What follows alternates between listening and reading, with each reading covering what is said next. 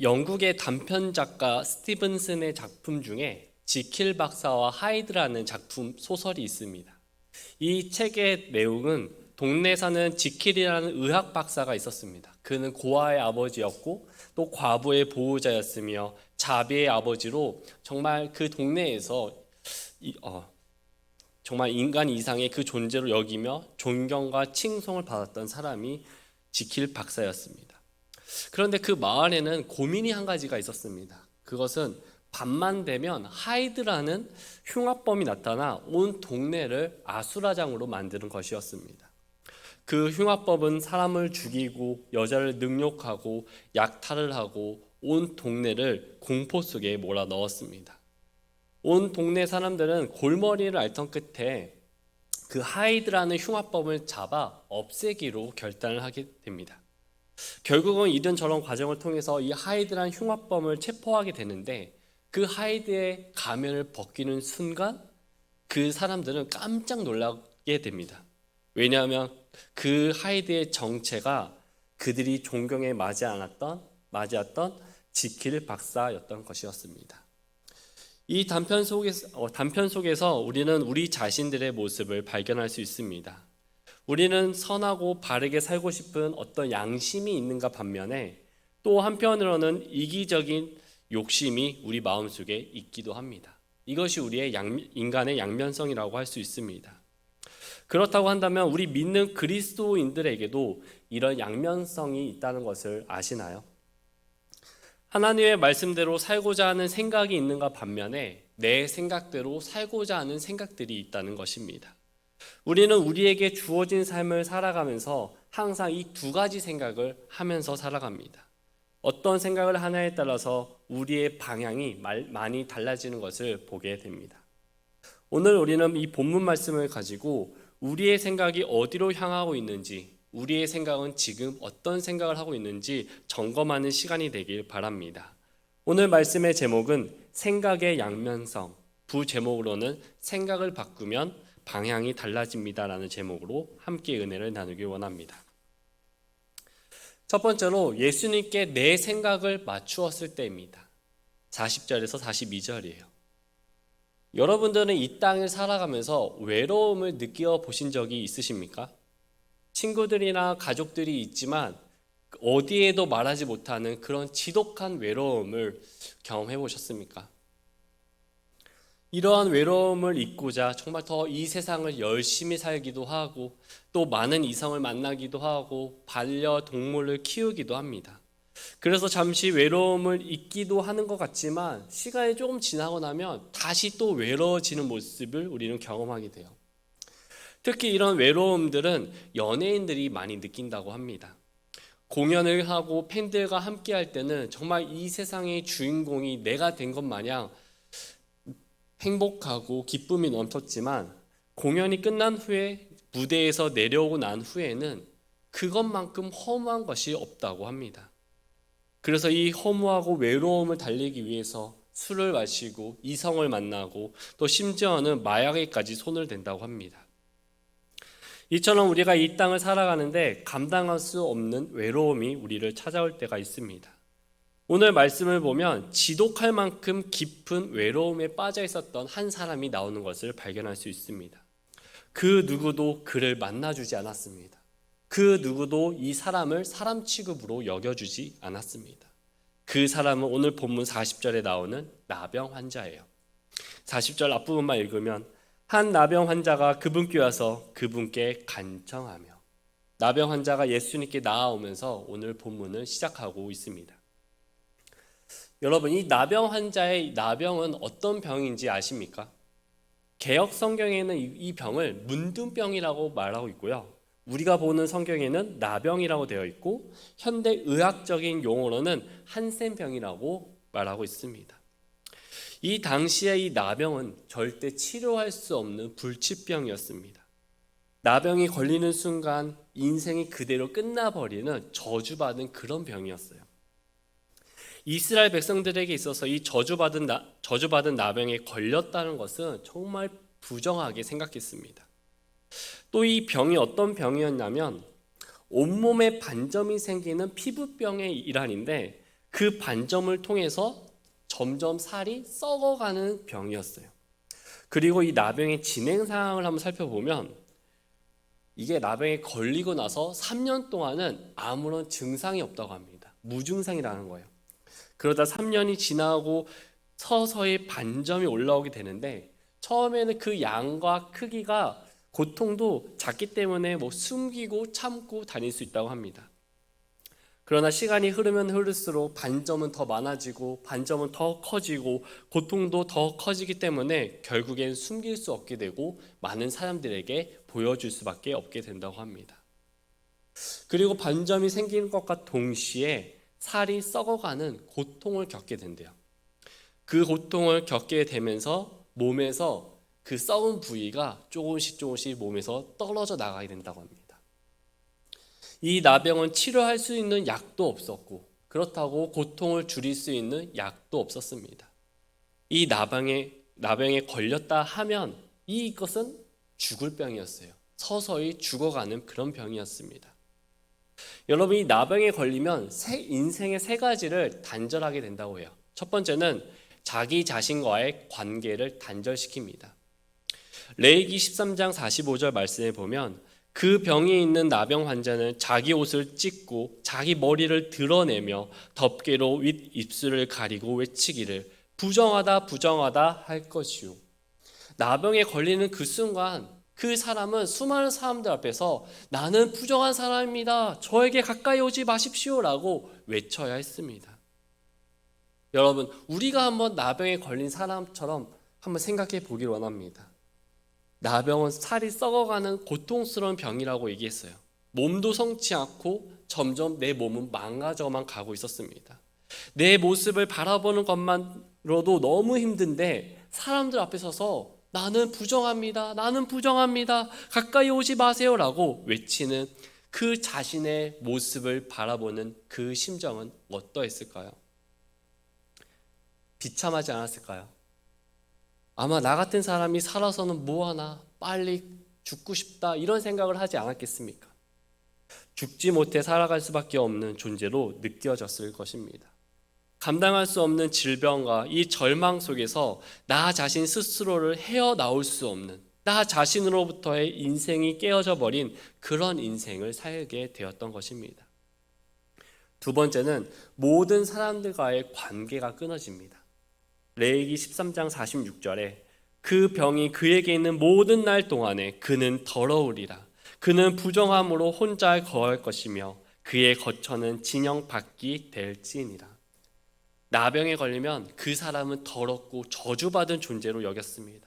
그래서 사람들은 율법에 의해 그 사람을 마을 밖으로 쫓아버리게 돼요. 나병에 걸리는 그 순간 사랑하는 가족들과 사랑하는 친구들, 사랑하는 많은 사람들과 한순간에 헤어지게 되는 것입니다. 그리고 쫓겨난 그곳에서 홀로 외로이 살아가야만 했습니다. 세 번째로 신앙생활에 관계가 끊어집니다. 나병에 걸렸다는 이유만으로 사회에서 완전히 분리시켜버리고 격리가 되었는데 어떻게 그곳에서 믿음을 지킬 수 있었겠습니까? 하나님을 사모해서 정말 예배를 드리고 싶어서 교회를 가고 싶어서 성전에 가고 싶어도 갈 수가 없었어요. 오로지 혼자 그곳에서 신앙생활을 믿음을 지켜야 했습니다. 또한 당시 나병은 하나님께 죄를 지은 사람이라는 표시가 나병이었어요. 그래서 사람들이 저주받은 병이라고 이야기하지 않았습니까? 그렇다고 한다면 이 나병 환자는 아마 이렇게 생각을 했을 것 같아요. 내가 나병에 걸렸어. 그러면 어떻게 하나님께서 나에게 이런 고통을 주실 수 있는 거지? 하면서 하나님을 향해 원망과 불평, 또 하나님에 대한 배신감이 들지 않았겠습니까? 지금 이런 상황에 있는 나병 환자는 무엇을 할 수 있었겠습니까? 자신이 할 수 있는 것은 아무것도 없었어요. 나병에 걸리기 전까지만 해도 행복했던 그의 일상이 나병에 걸리는 그 순간부터 자기 자신과의 관계가 깨어지고 모든 사람들과의 관계가 깨어지고 신앙생활의 관계가 깨어지게 된 것입니다. 그저 죽는 날만 기다리는 외롭고 고통의 인생을 살아가야만 했습니다. 이때 나병 환자는 인생에서 중요한 터닝 포인트를 가지게 됩니다. 그것은 예수님께 내 생각을 맞추게 돼요. 이 나병 환자가 어떻게 예수님을 알게 되었는지, 또 어떻게 예수님을 믿게 되었는지 성경에 나와 있지는 않습니다. 그러나 그가 예수님께 자신의 생각을 맞추는 모습을 볼 수가 있어요. 40절 말씀입니다. 한 나병 환자가 그분께 와서 그분께 간청하며 그분께 무릎을 꿇고 그분께 이르되 주께서 원하시면 나를 정결하게 하실 수 있나이다. 이 고백을 통해서 나병 환자가 그래도 믿음이 있다는 것을 발견할 수 있습니다. 여러분, 이 나병 환자의 이 고백 멋있지 않습니까? 유대인의 율법에 의하면 사회활동이나 대인 접촉이 철저히 금지되었음에도 불구하고 이 나병 환자는 용기를 내서 자신의 생각을 내려놓고 예수님께 나아가 지금 간구하고 있는 것이에요. 당시에 나병 환자는 정말 많이 있었습니다. 많은 사람들이 다 분리된 채, 격리된 채 살아갔어요. 그리고 그곳에서 죽을 날만 기다리고 있었습니다. 하나님께서는 구약에서 단 2번만 나병을 치유해 주세요. 첫 번째는 미리암이 나병에 걸렸을 때, 또 나아만이 나병에 걸렸을 때만 그 나병을 치유해 주는 모습을 보여주셨습니다. 그 외에 나병에 걸린 사람들은요, 모두 외롭고 고통 속에서 죽어가야만 했습니다. 이 나병 환자는 병고침을 받게 되었다, 이런 말들을 들어본 적이 없었을 것입니다. 그러나 내 생각을 내려놓고 나는 죽을 것이다, 나는 끝났다는 이런 생각들을 내려놓고 예수님께 내 생각을 맞추었을 때 이렇게 고백을 하는 것이죠. 주께서 원하시면 나를 정결하게 하실 수 있나이다. 예수님께 내 생각을 맞추었을 때 어떤 일이 일어났습니까? 예수님께서 말씀하십니다. 41절이에요. 예수님께서 불쌍히 여기는 마음을 가지사 손을 내밀어 그에게 대시며 그에게 이르시되 내가 원하노니 너는 정결하게 될지어다 하시매. 여러분, 여기서 불쌍히 여기는 마음이라고 하는 것은 원어에 살펴보면 스플랑크 니스 데이스라는 뜻으로 창자가 끊어지듯이 아프다, 애가 들끓는다, 억장이 무너지다라는 뜻을 가지고 있습니다.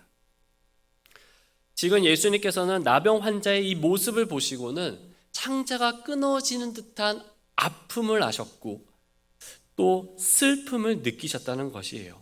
이 불쌍히 여기는 마음을 영어로 한번 살펴보면 compassion이라는 단어입니다. 이 단어의 뜻은 연민, 동정심이라는 뜻을 가지고 있는데요. 이 compassion이라는 단어는 2 단어의 합성어입니다. 접두사 come, 함께라는 뜻과 패션, 격정, 경로, 우라통이라는 뜻이 합쳐진 뜻이에요. 이것을 좀 쉬운 표현으로 하면 아파하다, 슬퍼하다라는 뜻을 가지고 있는 것입니다. 즉 컴패션이라고 이해하는 단어는 함께 아파하고 함께 슬퍼할 때 쓰는 말씀이라는 거예요. 나병 환자가 예수님께 나아왔을 때 예수님께서는 그 모습을 보시고 그의 아픔과 슬픔과 고난과 외로움을 느끼셨다는 것이에요. 우리가 성경을 읽다 보면 예수님께서 찾아오는 자들을 향해 불쌍히 여기신다라는 표현을 자주 보게 됩니다. 이때 사용된 단어가 컴패션이라는 거예요. 목자 없이 유리하고 있는 양과 같이 사람들을 만나게 되면, 먹지 못해 힘들고 굶주린 사람들을 보게 되면, 병에 걸린 사람들을 만나게 되면, 마음에 문제가 있는 사람들을 보게 되면, 예수님께 간절한 마음으로 간구하고 찾아오는 사람들을 보게 되면 예수님의 마음은 이 컴패션이라는 거예요. 예수님께서는 누구를 만나든지 누가 나에게 찾아오든지 간에 그 사람에 대해서 불쌍히 여기는 마음, 함께 아파하는 마음, 함께 슬퍼하는 마음을 가지셨다는 것입니다. 오늘 본문에 누구에게 이런 마음을 가지셨습니까? 바로 나병 환자예요. 내 생각을 내려놓고 예수님께 내 생각을 맞춘 그 나병 환자에게 불쌍히 여기는 마음을, 함께 아파하는 마음을, 함께 슬퍼하는 마음을 가지셨다는 것입니다. 히브리서 2장 18절 말씀에 그분께서 친히 시험을 받아 고난을 당하셨으므로 시험 받는 자들은 능히 구조하실 수 있느니라. 예수님께서는 하나님의 권세를 다 내려놓고 이 땅에 오셔서 시험을 받아 고난을 당하셨습니다. 그 이유가 무엇 때문이었습니까? 우리를 구조하기 위해서라고 말씀하고 있어요. 우리와 똑같은 육신을 입고 오시고 우리와 똑같은 아픔을 느끼시고 슬픔을 느끼셨던 그 이유는 우리와 같이 슬퍼하기 위해서, 우리와 함께 아파하기 위해서였습니다. 사랑하는 성도 여러분, 지금 내가 처한 상황으로, 내가 겪는 현실로, 어려움을, 고통으로, 외로움으로 아픔을 느끼고 있습니까? 그럴 때 내 생각을 내려놓고 내 생각을 예수님께 맞추며 나아갔을 때, 수많은 사람들이 죽을 날만 바라보며 절망 가운데 살아갈 때 우리는 내 생각을 하나님께 맞춤으로 우리는 이것을 이겨내길 바랍니다. 그러면서 예수님께서는 두 가지의 위로를 해주십니다. 첫 번째는 예수님께서는 나병 환자에게 따뜻한 손길로 위로해 주십니다. 율법을 따르면 이 나병 환자는 절대 누군가를 만져서도 안 되었습니다. 또 누군가를 만나서도 안 되었어요. 이를 어길 시 그 사람도, 만진 사람이나 만져진 사람이나 같이 대화를 한 사람이나 다 부정해지는 것이었습니다. 그래서 이 나병 환자는 사람들 앞에 설 때면 나는 부정한 존재입니다 라고 소리를 지르는 것이었습니다. 그 의미는 나에게 아무도 오지 말라는 것이었어요. 이런 그를 향해서 예수님은 어떻게 하십니까? 불쌍히 여기는 마음을 가지사 손을 내밀어 그에게 대시며, 만져서도 안 되고 만져서도 안 되는 그 부정한 나병 환자에게 예수님은 나서서 만지시고 그를 만나 주셨습니다. 여러분, 굳이 왜 예수님께서는 이 나병 환자를 만나셨을까요? 성경에 보면 예수님께서는 굳이 만나시지 않으셔도 병을 고친 적이 많이 있으셨습니다. 그 중에 대표적인 예가 마태복음 8장에 보면 백부장의 하인이 나옵니다. 그때 예수님께서는 직접 가시지 않으세요. 말씀으로 그 하인을 고쳐주십니다. 요한복음 4장에 보면 열병에 걸린 귀족의 아들이 있었습니다. 이 귀족의 아들 또한 예수님께서 말씀으로 치유하여 주셨습니다. 그렇다고 한다면 굳이 왜 예수님께서는 이 사람, 이 나병 환자를 왜 만져 주셨을까요? 예수님께서 말씀으로 고쳐 주실 수 있었지만 그렇게 하셨던 이유는 예수님의 사랑을 직접 보여주시기 위해서였습니다. 슬픔에 잠긴 그 한 사람에게 100마디 어떤 말보다 따뜻한 단 한 번의 포용이 그 사람에게 위로가 될 수 있는 것 아니겠습니까? 이 나병 환자에게는 병이 걸린 이유로 아무도 자신의 곁에 오지 않았어요. 병이 걸린 이유로 내 몸을 만져준 사람이 없었어요. 병이 걸린 이유로 그 누구도 나에게 관심을 가져준 사람이 없었습니다. 이 순간에 나병 환자에게 제일 필요한 것이 무엇이었겠습니까? 따뜻한 예수님의 손길이었던 것이에요. 간절한 마음으로 하나님께, 예수님께 나왔어요. 예수님 제발 저를 고쳐주세요 라고 간절한 마음으로 나왔을 때 그 말보다 그에게 포용으로, 예수님의 터치로 위로하여 주셨던 것이었습니다. 두 번째는 예수님은 나병 환자의 기도에 응답으로 위로해 주셨습니다. 나병 환자가 예수님께 지금 어떻게 기도를 했습니까? 우리 문장의 구조를 한번 잘 살펴보겠습니다.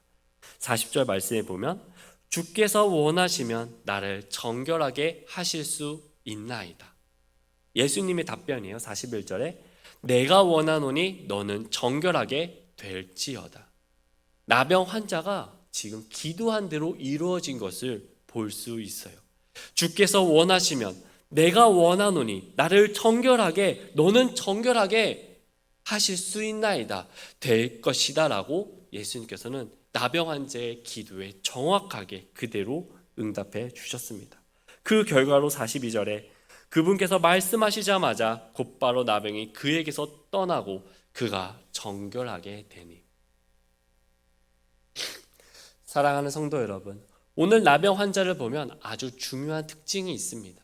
그 특징이 무엇이냐면 자신의 생각을 내려놓고 예수님께 생각을 맞추었다는 것입니다.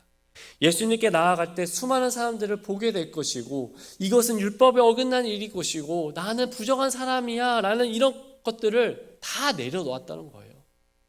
이런 자신의 생각들을 다 내려놓고 있는 그대로 예수님께 내 생각을 맞추었을 때 예수님께서는 그의 마음을 아시고 위로해 주셨다는 사실을 여러분 기억하시기 바랍니다. 생각의 양면성. 두 번째는 내 생각대로 행동할 때입니다. 나병 환자의 병이 고침을 받게 된 후에 예수님께서 말씀하십니다. 43절에 44절이에요. 그분께서 그에게 엄히 명하시고 곧 그를 보내시며 그에게 이르시되 삼가 너는 아무에게 아무 말도 하지 말고 내 길로 가서 제사장들에게 내 자신을 보이며 내가 정결하게 되었으므로 모세가 명령한 그것들을 드려 그들에게 증거로 삼으라. 예수님은 나병 환자에게 엄히 명하셨습니다. 절대로 너 이 병고침 받게 된 거 어디 가서 얘기하지 말라고 엄히 명령하십니다. 그런데 나병 환자가 어떻게 합니까? 45절에 그러나 그가 나가서 그것을 많이 전파하기 시작하여 그 일을 널리 퍼뜨림으로 예수님께서 다시는 공개적으로 도시에 들어가실 수 없었고 바깥에 외딴 곳에 계셨는데 그들이 사방에서 그분께 오더라. 아무 말도 하지 말라는 그 예수님의 말씀에 나병 환자는 불순종하고 많은 사람들이 예수님의 능력에 대해 전하게 됩니다. 이로 인해서 예수님은 공개적으로 그 도시에 들어갈 수 없게 되었어요. 바깥 외딴 곳에서 계시게 되었다고 말씀하고 있습니다. 그럼 왜 병고침을 받은 나병 환자는 예수님의 말씀에 불순종하게 되었을까요? 첫 번째로 내 생각이 예수님 생각보다 더 옳다고 판단했기 때문이었습니다. 나병 환자의 입장에서 우리가 한번 생각해 보길 바랍니다. 죽을 병으로 인해 희망이 없던 그가 병고침을 받게 되었어요. 제사장에게 가서 정결해진 내 몸을 보이라고 합니다. 지금 제사장에게 보여주러 가는 길이었어요. 길을 가다 보면 그 나병 환자를 알아보는 사람들이 있지 않았을까요? 그리고 그 사람들이 나병 환자에게 물어보지 않았을까요? 어떻게 그 나병이 깨끗하게 나음을 얻게 되었습니까? 그때 나병 환자는 이렇게 아마 생각을 했을 것 같습니다. 어떻게 이 좋은 일을 침묵할 수 있겠는가? 이 일은 예수님의 말씀처럼 침묵하고 있는 것이 아니라 많은 사람들에게 퍼뜨리는 것이 예수님을 도와드리는 일이라고 생각을 했을 것 같아요. 그래서 이런 생각으로 인해서 자기 생각에 대한 확신이 있다 보니까 이것이 예수님을 도와드리는 방법이라 그런 생각했던 것이었습니다. 열왕기하 5장에 보면 아람 왕의 군대 장관 나아만의 이야기가 나옵니다. 이 나아만은 구약에서 나병에 고침받은 두 사람 중에 한 사람이었는데요. 이 나아만 역시 나병으로 인해서 너무나 고통스러워하고 있었습니다. 어떻게 해서든 이 병을 빨리 고치기 위해서 노력을 했어요. 자신이 할 수 있는 모든 것을 다 하였지만 아무런 성과가 없었습니다. 그러다 자신의 병을 고쳐줄 수 있는 한 사람이 있다고 그 사람에 대해 소개를 받게 돼요. 그 사람이 바로 이스라엘의 엘리사 선지자였습니다. 이 나병만 고칠 수 있다면 무엇이든 희생할 각오와 무엇이든 줄 수 있는 막대한 재물을 가지고 이 엘리사 선지자를 찾아가게 돼요. 이 엘리사 선지자를 만나러 가는 그 길 동안 나병을 고칠 수 있겠다는 그 기대와 설렘으로 찾아갔습니다. 엘리사 선지자에게 자신이 가고 있다고 미리 사람을 보내서 미리 준비를 하고 있으라고 말을 했어요. 그래서 마침 딱 엘리사 선지자 집 앞에 도착했을 때 이 나아만의 생각은 그래도 엘리사와 많은 사람들이 나와 나를 맞이해 줄 줄 알았는데 아무도 없었던 거예요. 오직 한 사람, 엘리사의 종만 나와 있었던 것입니다. 그 종이 나와서 이렇게 얘기합니다. 열왕기하 5장 10절에 엘리사가 사자를 그에게 보내어 이르되 가서 요르단 강 속에서 7번 씻으라. 그러면 내 살이 다시 나와 내가 정결하게 되리라. 요단강에서 7번 씻으라는 말만 전해주는 것입니다. 이 말을 듣자마자 나아만은 불같이 화를 내요. 그래서 열왕기하 5장 11절 말씀에 그러나 나아만이 노하여 물러가며 이르되 보라 나는 그가 분명히 내게로 나아와서서 주 자기 하나님의 이름을 부르고 그 부위를 손으로 쳐서 나병 환자를 고칠 줄로 생각하였노라 라고 말씀하고 있습니다. 왜 나아만이 지금 화가 났습니까? 나아만이 생각하기에는 엘리사 선지자가 직접 나와 하나님의 이름을 부르며 그 아픈 부위에 손을 대고 기도했을 때 그 나병이 회복될 것이라 생각했기 때문이었습니다. 그런데 그 내가 생각했던 것처럼 되는 것이 아니라 전혀 생각지도 못한 다른 방향으로 이야기가 되니 화가 났던 것이었어요. 사랑하는 성도 여러분, 내 생각대로 행동했을 때, 내가 생각한 대로 이루어지지 않았을 때 지금 어떤 일이 일어났습니까? 아무 일도 일어나지 않았어요. 그저 내 생각과 다르다는 이유로 화가 났습니다. 나의 근본적인 문제가 전혀 해결되지 않았습니다. 두 번째는 내 생각이 시야를 좁게 만들었습니다. 비록 자기 생각에 확신이 있었지만 그것이 얼마나 시야를 좁게 만드는지 몰랐어요. 요즘 제일 무서운 학생병이 있는데 그 학생병이 무엇인지 아십니까? 중2병이에요. 중2병. 사춘기가 제일 활발하게 나타나는 시기가 중학교 2학년 때라고 합니다. 이 사춘기가 오면 부모의 말을 학생들은 듣지를 않습니다. 자신이 생각하기에 이것이 옳다고 생각하면 그것만 바라봐요. 그 시야만 바라보는 것입니다. 그런데 우리는 이미 그 과정을 지나왔기 때문에 그것이 얼마나 좁은 시야인지 우리 너무 잘 알고 있지 않습니까? 그래서 이것은 아니다, 이것은 잘못된 것이다 라고 그렇게 학생에게 말을 해도 그 아이가 말을 듣지 않았을 때 얼마나 답답함을 느끼셨습니까? 성경에 보면 예수님의 수제자라고 하였던 이 베드로도 자신의 생각이 좁은 시야를 만든 모습을 볼 수 있어요. 마태복음 16장 22절 말씀에 그때 베드로가 그분을 붙잡고 그분을 꾸짖기 시작하여 이르되 주여 그 일이 죽게 생길 수 없나이다. 이 일이 죽게 생기지 아니하리이다 라고 말씀하고 있습니다. 예수님께서는 이제 제자들 앞에서 나는 곧 십자가에서 죽을 것이다, 돌아가게 될 것이다, 그러나 죽은 지 3일 만에 부활할 것이다 라고 얘기하지만 베드로는 그 말을 이해하지 못했습니다. 그저 예수님께서 십자가에 죽는다 그 말만 생각하게 되었어요. 그래서 그분을 붙잡고 그분을 꾸짖기 시작하면서 죽게 절대 그 일이 생길 수 없다고 얘기하고 있는 것입니다. 베드로는 왜 이렇게 예수님에게 강하게 항의를 하였던 것일까요? 자신의 생각에, 예수님은 이렇게 해야 된다는 좁은 시야를 가지고 있었기 때문에 그렇게 행동하였던 것입니다. 죽음의 수용소에서의 저자 빅터 프랭클이 이런 말을 했습니다. 자극과 반응 사이에는 공간이 있다. 그리고 그 공간에서의 선택이 삶의 질을 결정한다라고 이야기합니다. 그 공간에서의 선택이 바로 생각이라고 말을 해요. 내가 어떤 생각을 하냐에 따라서 방향이 달라진다는 것입니다. 비록 나아만과 베드로는 자신의 생각으로 인해서 화가 나고 예수님의 사역을 막게 되는 일이 벌어지게 되었습니다. 오늘 본문의 나병 환자도 예수님에 대해 많은 사람들에게 알리게 되므로 예수님은 공개적으로 그 도시에 들어갈 수 없게 되었어요. 그러나 여기서 생각을 바꾸었을 때 놀라운 일들을 경험하게 됩니다.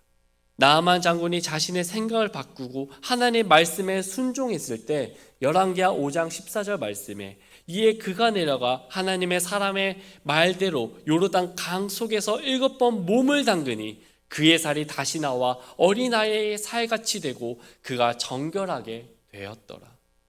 베드로는 자신의 생각을 바꾸고 말씀에 순종했을 때 베드로는 수많은 사람들 앞에서 사도행전 2장 21절에 누구든지 주의 이름을 부르는 자는 구원을 받으리라 고 선포하게 되었습니다. 그때 수많은 사람들이 사도행전 3장에 3,000명이 구원을 받게 된 놀라운 역사가 일어나게 되었습니다. 사랑하는 성도 여러분, 성공하는 사람들의 한 가지 공통점이 무엇인지 아십니까?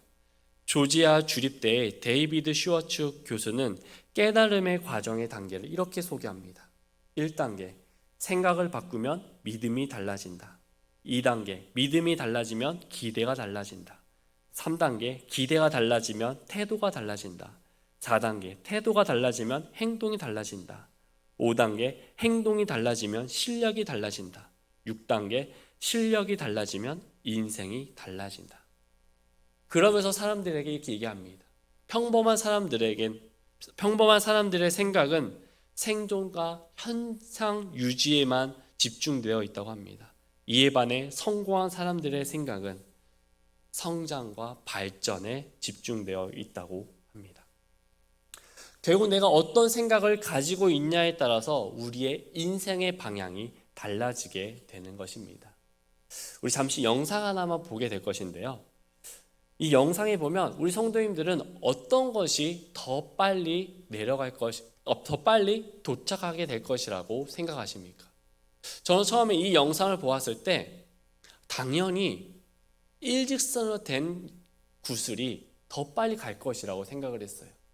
그러나 막상 영상을 보았을 때는 전혀 다른 결과를 맞이하게 되는데요. 한번 잠깐 보겠습니다.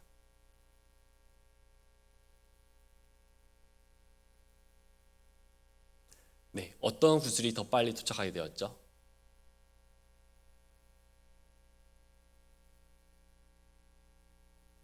네, 위아래로 굴곡이 있는 구슬이 더 빨리 가게 되는 것을 보게 됩니다. 우리가 인생을 살아가면서 우리가 원하는 것은 가끔 이런 것일 때가 있어요. 항상 평탄하고 아무 일 없고 어려움 없고 고통 없고 그저 잘만 지나가길 바란다고 생각할 수 있습니다. 그러나 여러분, 그것이 때로는 인생의 성공이 아니고 때로는 인생의 그것이 가장 빠른 길이 아니라는 것을 기억하시기 바랍니다. 때로는 우리 삶 속에 어려움이 있습니다. 때로는 우리 삶 속에 아픔이 있어요. 때로는 우리 삶 속에 고난이 있습니다. 그러나 그 어려움과 고난의 깊이가 깊어지면 깊어질수록 올라가는 힘 또한 더 빠르다는 것을 기억하시기 바랍니다. 성경에서는 우리들에게 이런 모습을 가리켜 하나님께서는 이렇게 말씀하셨어요. 내가 너희를 정금같이 연단한다고 말씀하세요. 우리의 이런 모든 것들을 가지고 하나님께서는 우리를 연단시켜주고 계시는 것입니다. 그 연단의 과정 속에서 우리가 버티고 우리의 생각을 주님께 맞추며 나아갔을 때 우리는 그 무엇보다 제일 빠르게 제일 형통하게 성공하는 길로 갈 수 있다는 것을 우리가 기억하시기 바랍니다. 우리는 날마다 생각의 양면성으로 늘 고민을 합니다. 우리는 내 생각과 하나님의 생각을 가지고 늘 부딪히며 싸우고 있습니다. 늘 이 세상에서 어떻게 살아갈 것이고 말씀대로 이렇게 살아가야 된다는 것을 너무나 잘 알고 있습니다. 그러나 우리가 정말 아는 것과 실행하는 것은 다릅니다. 여러분, 지금 여러분들은 어떤 생각을 하고 계십니까? 우리 모두가 주님을 향한 생각을 가지고 나아가는 저와 여러분들이 되시길 바랍니다. 기도하겠습니다. 사랑과 은혜가 충만하신 아버지 하나님, 감사합니다.